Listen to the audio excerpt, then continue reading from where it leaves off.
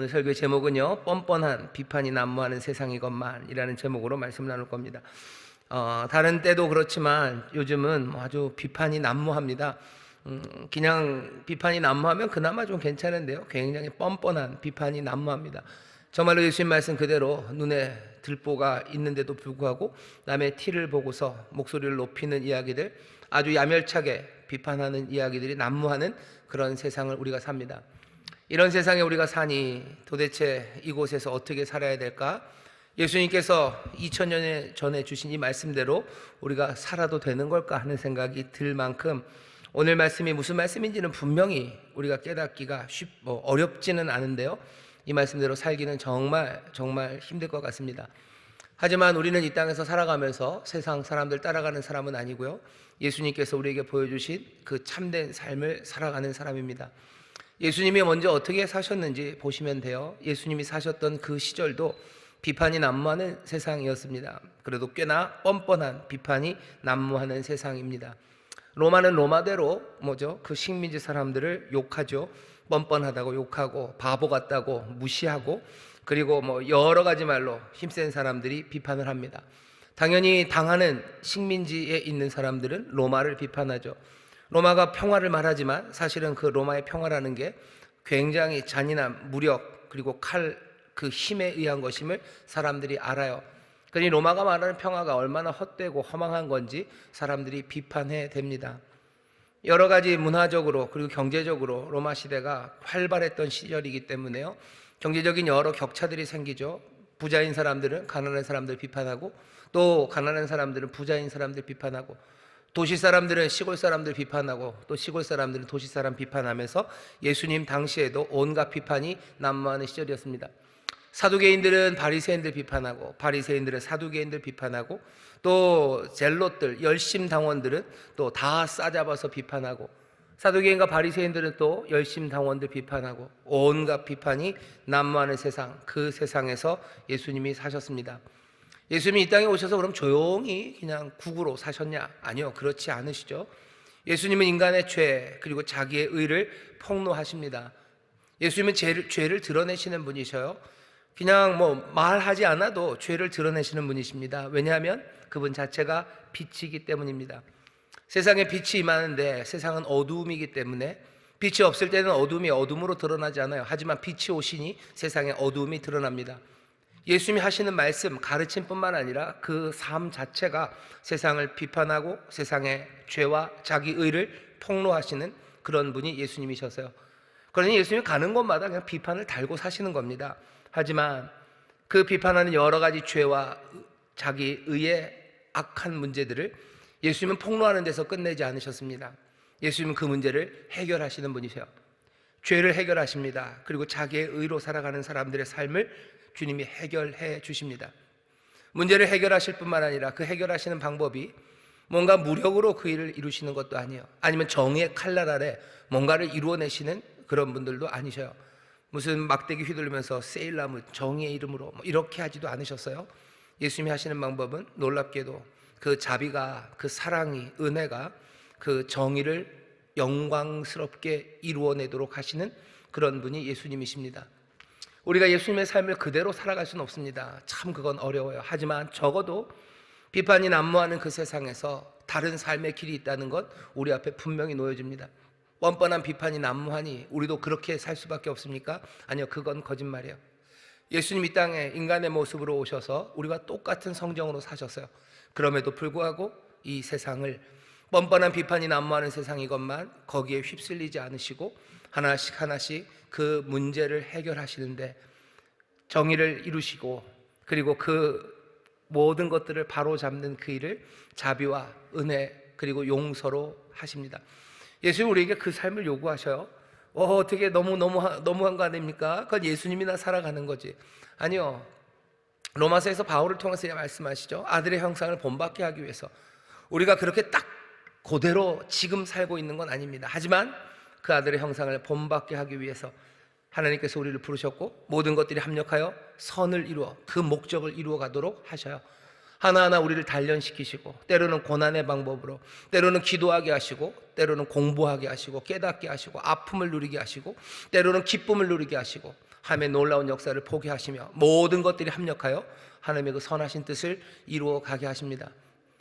뻔뻔한 비판이 난무하는 세상에서 세상 사람들처럼만 사는 것, 그것이 오직 한 길이라는 생각도 버리시고 우리에게 보이신 그 길을 정말로 멀리 있는 그 길, 내 길은 아니라는 생각도 버리시고 하나님께서 정말로 모든 것 합력하여 그 길을 이루실 거라는 것 마음에 고이 붙잡으셔서요, 그 소망으로, 그 믿음으로 오늘 이 말씀을 들으시고 이 뻔뻔한 비판이 난무하는 세상에서 예수 그리스도 그 놀라우신 아름다우심의 모습으로 천국 백성답게 그리고 하나님의 자녀들답게 살아가는 저와 여러분 되시기를 주의 이름으로 축원하고 또 간절히 그렇게 기도합니다. 이런 사람들이 세상에 정말 많았으면 좋겠습니다.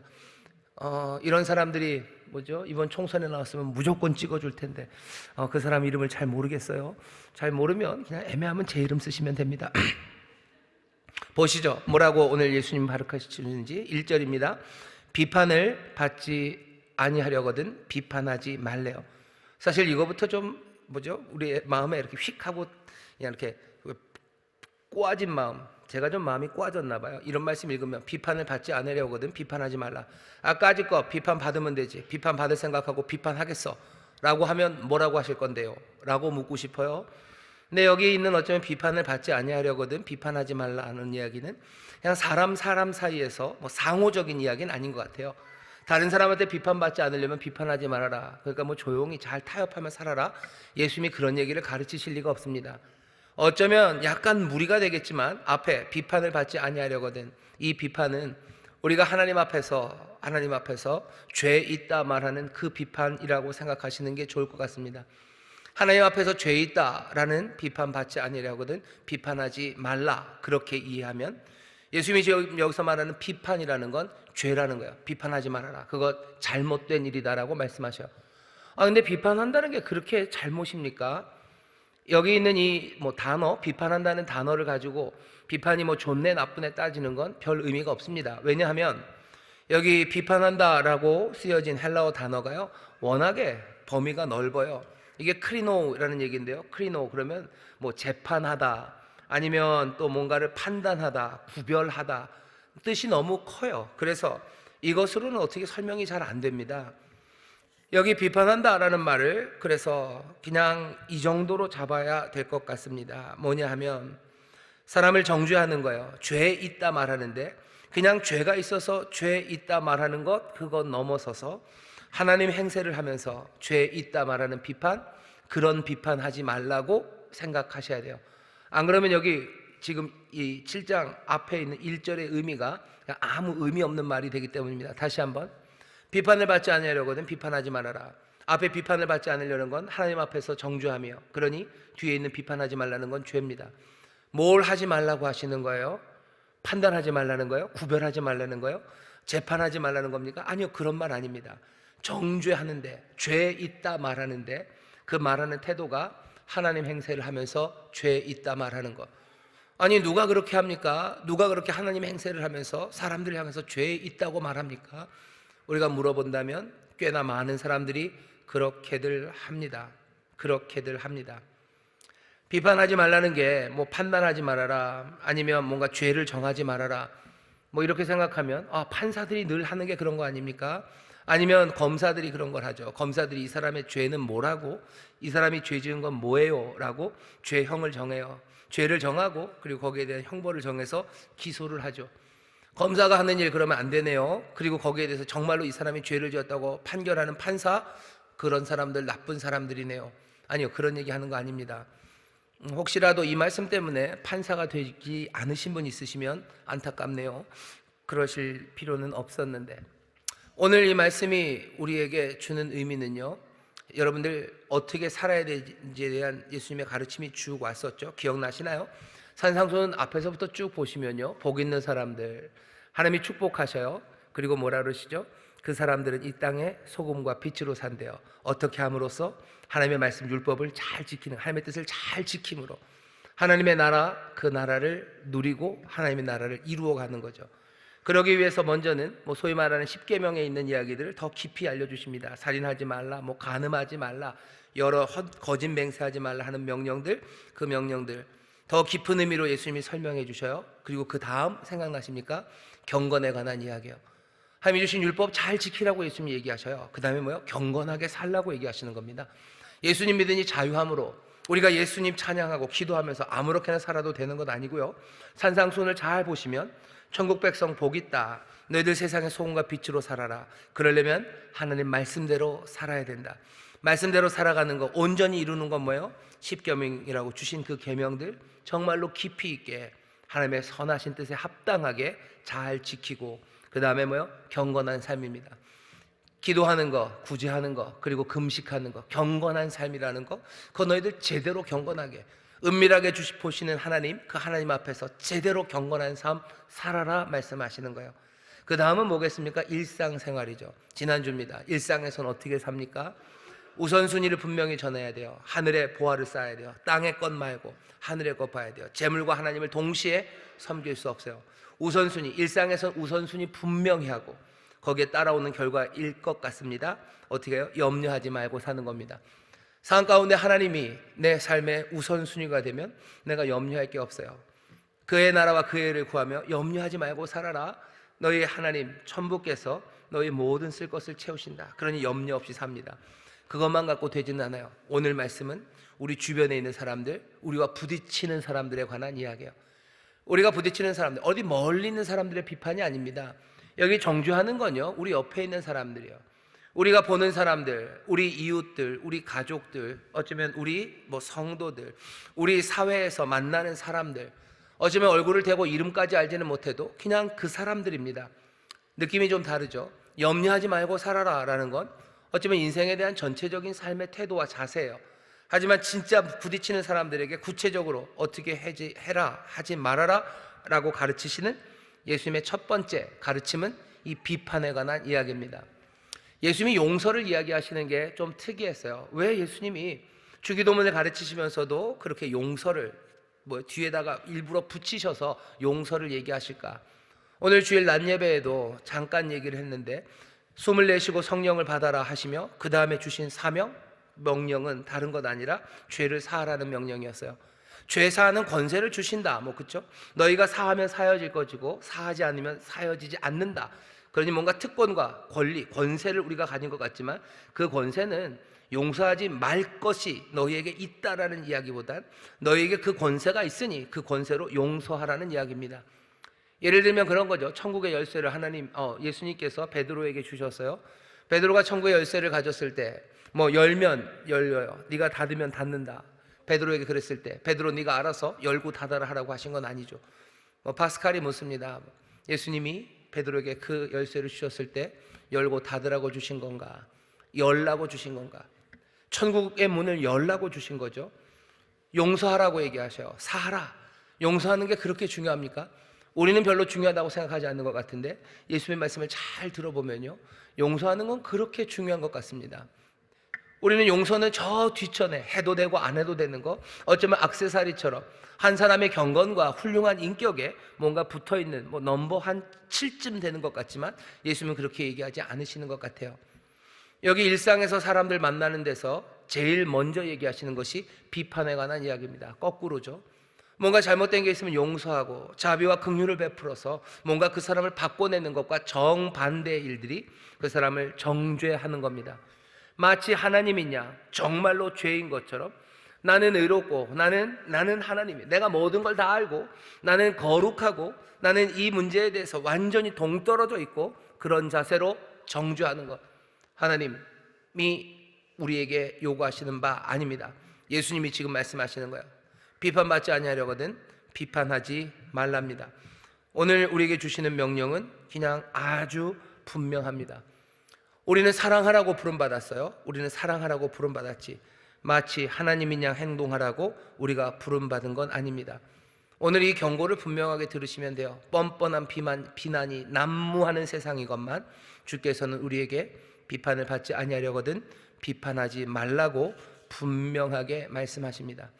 우리 일상생활에서 일어나는 일들이요, 내 아내에 관한 일입니다. 내 아들에 관한 이야기요, 내 아버지에 관한 이야기요, 내 어머니에 관한 이야기고, 내 직장 상사, 내 직장 동료, 그리고 내 직장의 부하 직원에 관한 이야기입니다.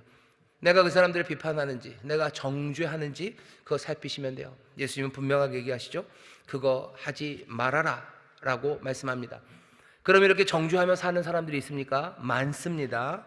적어도 예수님 당시에, 예수님이 이 말씀하실 때 염두에 둔 사람들은 아마도 서기관들과 바리새인들일 겁니다. 예수님 당시에 서기관과 바리새인들, 경건하게 사는 사람들도 꽤 많았지만 이 사람들 뭐 하는 거예요? 남들 감시합니다.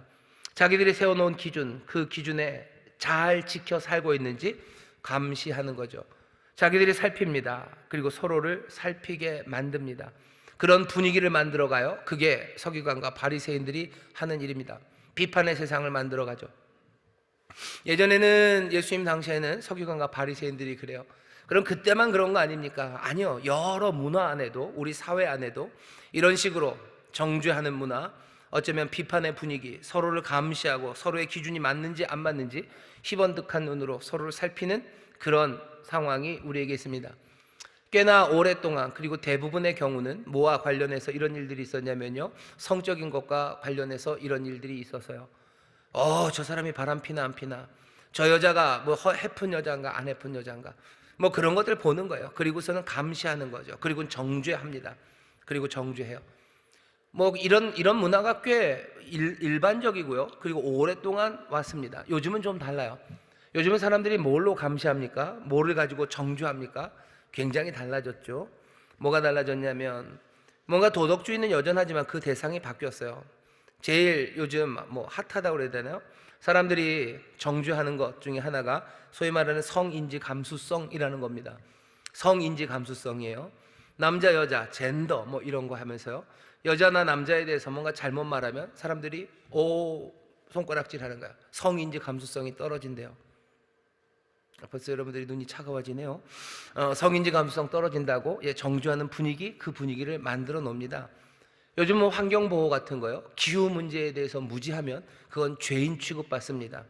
아니 어디 종량제 봉투를 사용하지 않아요? 어디 분리수거를 하지 않아요? 이웃들이 분리수거 하는지 감시들 하죠? 안 하나요?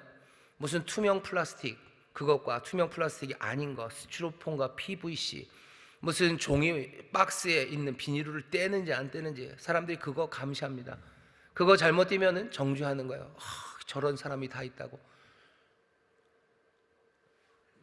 분위기가 그렇죠. 목사님은 분리수거 싫어하시는구나. 진짜 어려워요. 그건 진짜 어렵습니다. 미분 적분보다도 어려운 게 분리수거예요. 사람들이 정죄하는 것들이 점점점 많아지고요, 여전합니다. 우리 안에 그러면 그런 사람들은 어떻게 해야 됩니까? 마찬가지예요. 예수의 사람들, 여러분들 뭐 성인지 감수성이라는 게 뭐 꽤나 뭔가 도덕적이고 그것들 때문에 서로를 감시해야 되고 그것들을 비판하는 세상에서 우리도 그거 따라가야 됩니까? 아니요. 성인지 감수성이 있고 없고의 문제가 아니라 비판을 받지 아니하려고는 비판하지 말래요. 그런 거 가지고 정죄하지 마셔요. 분리수거 못한 거 가지고 정죄하지 마셔요. 사실은 우리가 하나님도 아닙니다. 분리수거 우리도 잘 못해요. 잘 모릅니다. PVC가 뭔지, 뭐 폴리에틸렌이 뭔지 뭐 압니까? 그냥 그 종이에 붙어있는 비닐을 언제는 떼라고 그랬다가 언제는 떼나 안 떼나 똑같다고 그러다가 무슨 플라스틱이 뭐 어쩌고 저쩌고 그냥 그렇게들 하면서 그냥 그 기준에 왔다 갔다 하면서 그거 잘 못 지키면 무식한 사람, 이런 환경 보호를 하지 못하는 사람, 그렇게 정죄해요. 이 정죄가 세상을 행복하게 만듭니까? 우리는 사람들을 은혜로 대하라고, 자비로 대하라고 했는데 분리수거 못한 것 때문에 사람들을 정죄하고, 성인지 감수성이 뭔가 모자라서 그렇게 하고, 뭔가 정치적으로 나와 이념이 달라서 우리는 비난해요. 어떻게 그 사람을, 저도 그래요. 저도 그런 게, 어떻게 저런 사람들을 좋아할 수 있을까? 어떻게 저 사람을 지지할 수 있을까? 하는 생각이 분명히 듭니다. 하지만 예수님 뭐라고 하셔요? 비판을 받지 않으려거든 비판하지 말래요. 정죄하지 말랍니다. 하나님이냐? 그 사람에 대해서 너 정죄하지 말래요. 네가 죄인이라고 말하지 말래요. 그게 예수님이 우리에게 지금 요구하시는 바입니다. 조금 이상하죠? 이상합니다. 왜 그래야 되는지 잘 모르겠어요. 분명히 뭔가 잘못되어 있는데, 그것들을 그냥 넘어갑니까? 어떻게 해야 되는 겁니까? 먼저는 우리가 하나님인 양 행동하면 안 됩니다. 그게 예수님이 우리에게 알려주시는 바예요. 하나님인 양 행동하지 마셔요. 뭔가 남들의 도덕적인 실패, 내가 생각했을 때 잘못했습니까? 그러면 그 사람을 깔보고 싶어하는 유혹, 그 유혹을 벗어나야 돼요. 내가 하나님이 아닙니다. 그 사람 깔보고 그 사람 비하할 자격, 그런 자리에 있지 않습니다. 이상하게 도덕적으로 잘못한 사람을 보면요, 깔보고 싶어요. 저런 인간, 그렇게 말하면서 나는 저런 인간과는 다른 것 같아요. 그냥 다른 데서 끝나지 않고요, 내가 하나님인 양 생각합니다. 문제는 거기서 생기죠. 우리가 하나님인 양 생각하지만 사실은 우리가 하나님이 아니기 때문에 바로 어디로 들어가요? 위선으로 들어가는 거예요. 바로 위선적이 되는 거죠. 거룩한 척, 아는 척, 고상한 척, 내가 자비로운 척, 의로운 척, 외식하는 사람이 됩니다. 오늘 여기 본문에 보면 외식하는 자여, 외식하는 자여, 먼저 내 눈 속에 들보를 빼어라 라고 얘기하셔요. 들보라고 해서 이렇게 하는 사람이 훨씬 더 죄를 많이 지었다는 건 아니에요. 그냥 비유적이죠. 네 눈에 들보가 있다. 근데 남의 잘못했다고 얘기하지만 네 눈에 들보가 있으면 그건 얼마나 창피한 일입니까? 얼마나 부끄러운 일입니까? 왜? 네가 들보, 티가 없는 사람이 아니에요. 네가 하나님이 아니에요. 그러니 하나님인 양 할 일은 아닙니다. 하나님인 양 할 일 아니고 그 다음엔 어떻게 대안은 뭡니까? 외식하는 자여 먼저 내 눈 속에 들보를 빼랍니다. 내 눈 속에 들보를 빼면 어떻게 되겠어요? 제대로 보기 시작하겠죠. 눈에 들보를 뺀다는 건 내 안에 있는 잘못된 죄들입니다. 내 안에 있는 들보, 그 죄들을 하나씩 하나씩 제거하면 우리의 눈이 밝아질 겁니다. 우리의 눈이 밝아지면 먼저 우리를 볼 거예요. 우리가 하나님의 행세를 할 수 없는 사람들임을 압니다. 아무리 위선적으로 잘난 척하고 사람들 도덕적으로 찍어 누르고 정죄한, 아니요, 우리의 들보가 빠져서 우리 자신을 보기 시작하면 하나님 행세할 수 없음을 알게 돼요. 그 다음에 예수님께서 사실은 그 가능성을 배제하지 않으셨어요. 아마 들보를 빼고 난 후에는 다른 사람의 눈에 있는 티, 그거 제할 수 있을 거라고 생각하시는 것 같아요. 5절 다시 읽겠습니다. 외식하는 자여 먼저 내 눈 속에서 들보를 빼어라. 그 후에야 밝히 보고 형제의 눈 속에서 티를 빼리라. 그냥 잘못을 잘못으로 그냥 두라고 하진 않으셨어요. 판단해서 잘못한 건 있습니다. 그러면 내가 정죄하지는 않아요. 내가 내 눈에 있는 들보를 먼저 빼고 내 죄를 하나하나 제하고 내가 하나님이 아니라는 걸 알고 그 다음에 내 형제, 내 이웃의 눈에 있는 티끌을 우리는 뺄 수 있습니다. 예수님은 그것들 기대하시는 것 같아요. 예수님이 지금 여기서 기대하시는 삶의 모습 아니면 작업의 과정은 이런 거죠. 먼저는 자기 인식입니다. 나를 판단하는, 내 눈에 있는 들보 확인해요. 그러면 겸손해집니다. 자기를 확인하고 겸손하면 내가 하나님 노릇할 수 없죠. 하나님 노릇했던 것들을 회개하죠. 그렇게 되는 건 거룩해지는 겁니다.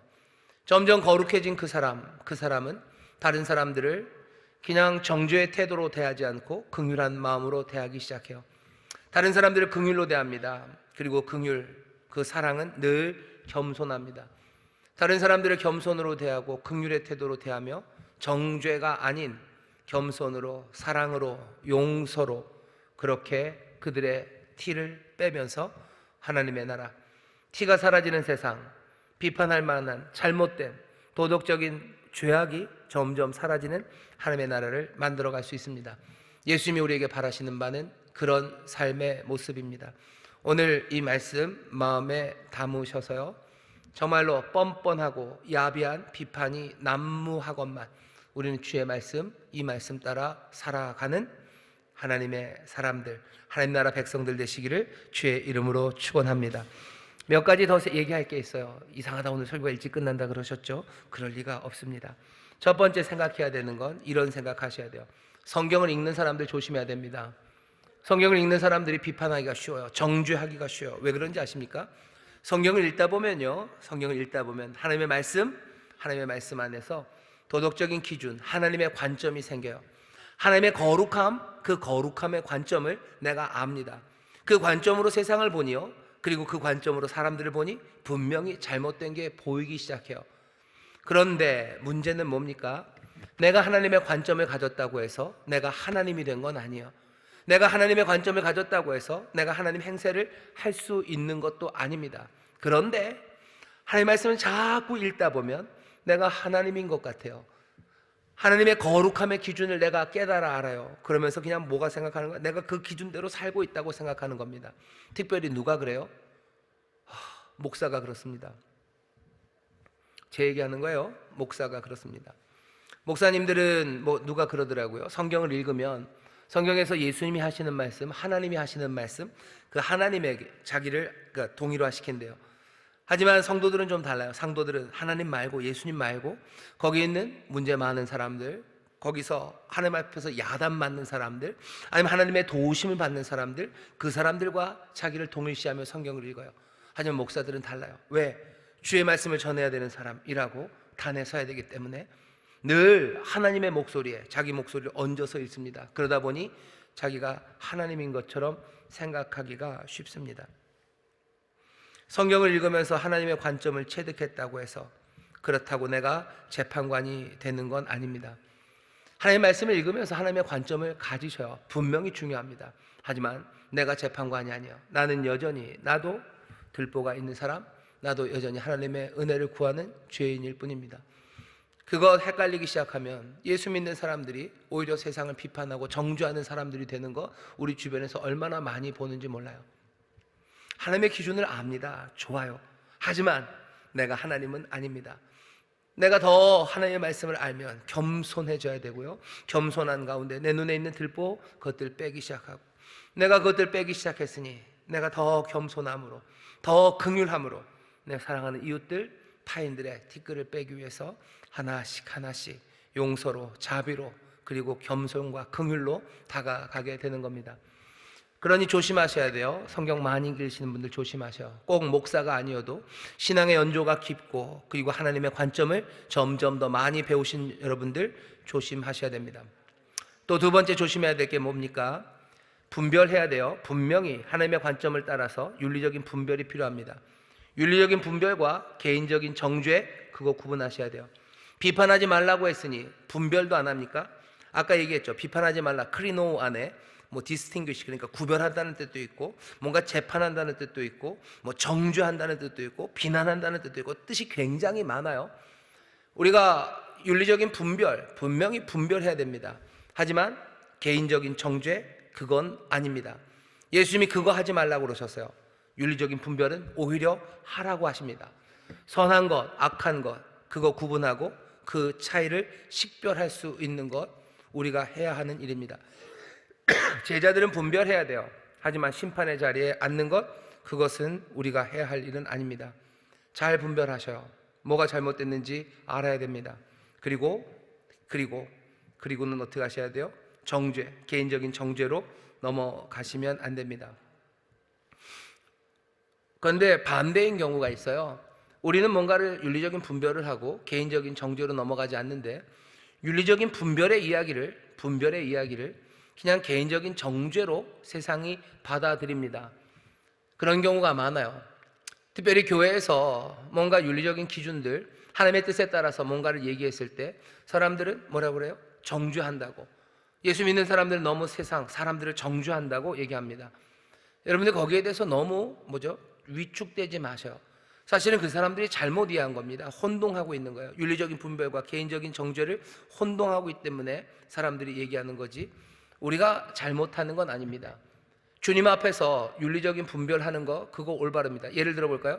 탐욕, 그것은 그릇된 욕망이라고. 탐욕은 죄다라고 말합니다. 세상은 그 말 싫어요. 욕심을 내고 싶어 하죠. 욕심내야 돼요. 욕망이 경제를 돌리고 욕망이 뭔가를 이룬다고 얘기하지만 하나님의 기준에서는 아닙니다. 탐욕, 돈을 사랑하는 것이 일만 악의 뿌리예요. 모든 악의 뿌리는 탐욕에서 나온다고 말합니다. 그러니 우리는 그렇게 얘기해요. 탐욕, 그건 그릇된 욕망이다 라고 말합니다. 죄다 라고 말합니다. 윤리적인 분별이에요. 딱 그렇게 하면 뭐라고 얘기를 하냐면요, 예수 믿는 사람들은 정죄한대요. 뭔가 자본가들을 정죄한대요. 그리고 뭔가 돈 벌기 위해서 애쓰는 사람들, 그 사람들 정죄한다고. 아니, 그 사람들 정죄하는 거 아닙니다. 탐욕이 죄라고 말했을 뿐이에요. 그런데도 불구하고 남을 쉽게 판단한다고 그렇게 비판하는 사람들, 그 비판하는 사람들은 어쩌면 그냥 뭔가 자기들이 붙잡고 있는 생각을 비판하는 것에 대해서 도저히 받아들이지 못하는 편협함이 그 사람들에게 있기 때문이에요. 그래서 비판하는 거지, 우리가 하나님의 말씀 따라서 탐욕이 죄다라고 말하는 것, 그것이 개인을 정죄하는 건 아닙니다. 조금 더 복잡해지는 경우가 있어요. 뭐냐면 성적인 범죄들, 하나님 기뻐하지 않는 일들이 있습니다. 동성애, 그것은 죄다라고 말해요. 그거 말하면 사람들이, 예수 믿는 사람들은 개인을 정죄한대요. 아니요, 개인을 정죄하지 않았어요. 윤리적인 분별이죠. 동성애는 죄예요. 하나님 앞에서 하나님 기뻐하지 않아요. 하나님의 은혜의 법칙 안에도 합당하지 않아요. 모든 세상을 어렵게 하고 삶을 어렵게 할 겁니다 라고 윤리적인 분별을 말할 뿐이에요. 근데도 사람들은 뭐라 그러죠? 예수 믿는 사람들, 교회는 뭐요? 사람들을 정죄한대요. 아니, 정죄하지 않았어요. 그냥 그게 죄라고 말했지 누구를 정죄하지 않았는데 사람들은 그냥 달려듭니다. 그게 그거 아닙니까? 아니요, 그게 그거 아닙니다. 가장 분명한 예는 요한복음 7장에 나옵니다. 예수님 계시는데 사람들이 가늠하다 여인, 현장에서 붙잡힌 여인을 데리고 왔어요. 돌로 치려고 합니다. 예수님이 땅바닥에다 뭔가 글씨를 한참을 쓰시죠. 어떻게 했느냐 묻는 사람들 앞에서 글씨를 쓰십니다. 그리고서 뭐라고 하셔? 죄 없는 자가 먼저 돌로 쳐라. 돌을 들었던 사람들, 뭐 노인이나 젊은이나 다 돌을 내려놔요. 그리고 다 떠납니다. 예수님이 그 여인에게 묻죠. 너를 정죄하던 사람 어디 있느냐? 너를 고소하던 그들이 어디 있느냐? 너를 정죄하는 자가 없느냐? 여인이 대답합니다. 주여 없나이다. 예수께서 가라사대 뭐라고 그러셔요? 나도 너를 정죄하지 아니하노니 가서 다시는 죄를 범치 말라 하시니라. 예수님은 그 여인을 정죄하지 않으셔요. 그 대신 뭐라고요? 다시는 죄를 범치 말라고 하셔요. 우리는 개인을 정죄하지 말라고 분명히 얘기하셨어요. 하지만 그게 죄라는 것에 대해서 예수님은 물러서지 않으셔요. 우리가 어쩌면 이 땅에서 살아가면서 세상의 윤리기준 말고 정말로 하나님의 윤리기준을 하나하나 분별해 나가야 됩니다. 겸손하게 성령의 도우심 따라 정말로 하나님께서 세우신 의가 뭐고 불의가 뭐고 그리고 죄가 뭐고 악이 뭔지 하나씩 분별해 가셔야 돼요. 그 다음에 내가 그 분별을 있으니 그냥 막 쏟아댑니까? 아니요. 뭐라고 하셨는데요? 비판받지 않으려거든 비판하지 말라고 하셨어요. 하나님 행세하면서 사람들 정죄하지 말라고 하셨어요. 동성애자들 정죄하지 마셔요. 이 무슨 놈들, 무슨 것들, 하나님의 저주가 임할 것들, 그렇게 얘기하는 거 아닙니다. 분명히 비판하지 말라고, 비판을 받지 않으려거든 비판하지 말라 얘기하셔. 그렇다고 해서 동성애는 죄가 아니에요, 해도 돼요 라고 말할 수 있습니까? 아니요, 그건 안 됩니다. 윤리적인 분별 그리고 개인적 정죄, 그 둘을 나누는, 어쩌면 사람들은 어렵고 미묘하다고 하지만 예수님이 보여주신 그 가늠하다 현장에서 잡힌 그 여인에게 행한 그 말씀을 보면 우리가 그 기준을 잡을 수 있습니다. 어려운 건 사실 어디예요? 하나님의 윤리의 기준이 뭔지를 판단하는 것, 그게 어려운 거지. 그 다음서부터는 어쩌면 예수님이 가르쳐 주신 길은 굉장히 분명해요. 잘못한 건 잘못했다고 말합니다. 잘못한 사람이 있다면 그 사람을 어떻게 대해요? 자비와 긍휼로 대하는 거예요. 용서로 대하는 거예요. 그 삶에서 티끌을 빼내기 위해서 나는 겸손하게 이에게 다가가 하나님의 나라, 하나님의 선하신 뜻을 이루는 게 맞지, 우리가 그 사람을 정죄하고 욕하고 그렇게 하는 거 절대로 아닙니다. 우리가 이렇게 말할 수 있는 건 소위 말하는 이성애자들이 주류인 세상, 아니면 기독교 윤리가 어느 정도 주류인 세상에서는 그래요. 하지만 이제 거의 그게 뭐라 해야 되나요? 이게 역전이 됐어요. 오히려 세상에 대해서, 우리에 대해서도 개인적인 정죄를 하지 말라고 말해야 될 어쩌면 그런 자리까지 갔습니다. 세상은 뭐가 기준이 되어버렸어요? 동성애를 나쁘다고 말하는 게 죄가 되어버렸어요. 동성애를 죄라고 말하는 게 죄입니다. 그리고는 어떻게 해요? 그 사람들의 윤리적인 구분이 그래요. 윤리적인 분별이 그렇습니다. 그리고서 개인적인 정죄하는 거예요.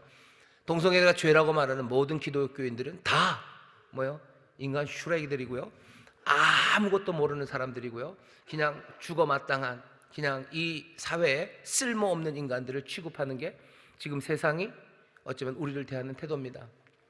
어쩌면 우리가 더 이상 주류가 아닌, 적어도 뭔가 사람들 투표를 하면은 주류일 수 있겠지만 적어도 세상에 나오는 스피커들, 그죠? 그 스피커의 볼륨으로 따지면 오히려 우리가 주류가 아닌 것으로 역전되는 그런 상황에 있어요.